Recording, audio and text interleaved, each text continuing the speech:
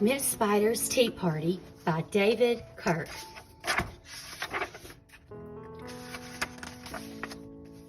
One lonely spider sipped her tea while gazing at the sky. She watched the insects on the leaves and many flying by. "If I had friends like these," she sighed, "who'd stay a while with me, I'd sit them down on silken chairs and serve them cakes and tea." Two timid beetles, Ike and May, crept from the woodwork that same day. But when Miss Spider begged, "Please stay," they shrieked, "Oh no!" and dashed away. Three fireflies flew inside that night, their spirits high, their tails alight.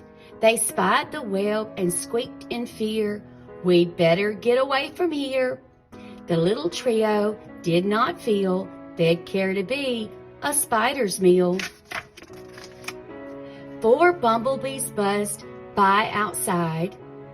"Please come to tea," Miss Spider cried. The four ignored her swaying there. She waved a tea towel in the air.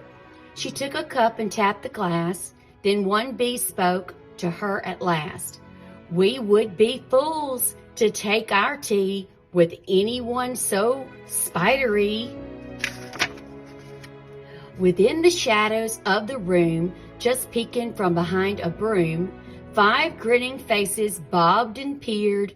Miss Spider smiled, her heart was cheered. Descending for a closer look, she danced into the gloomy nook, but sadly found those jolly mugs belonged, alas, to rubber bugs.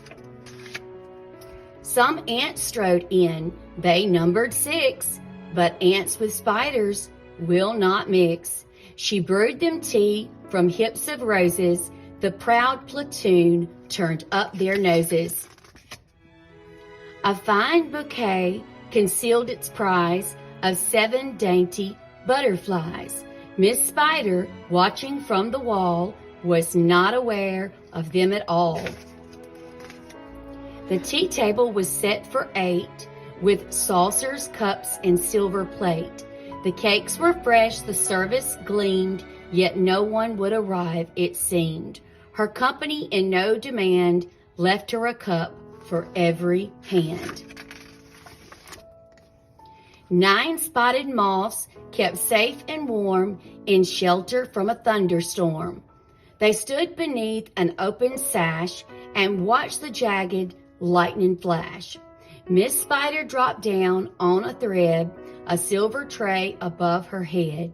She'd hoped to please them, but instead, they flew away in mortal dread. "They've left me all alone," she cried. She dabbed her eyes and sadly sighed. "It's plain no bug will ever stay." Her tears splashed down upon the tray. 10 tiny steaming cups of tea were perched atop her trembling knee.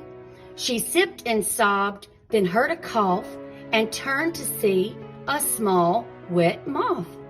A fragile thing so soaked by rain, his wings too damp to fly again. She smiled and took a checkered cloth to cloak the frail and thankful moth. They talked and snacked on tea and pie until his tiny wings were dry. Then lifting him with tender care, she tossed him gently in the air. The moth told Ike, then Ike told May, who went from bug to say, "There is no reason for alarm. She's never meant us any harm." So later on that afternoon, assembled in the dining room, 11 insects came to tea to share Miss Spider's courtesy. 12 tender violets in a vase presented at Miss Spider's place.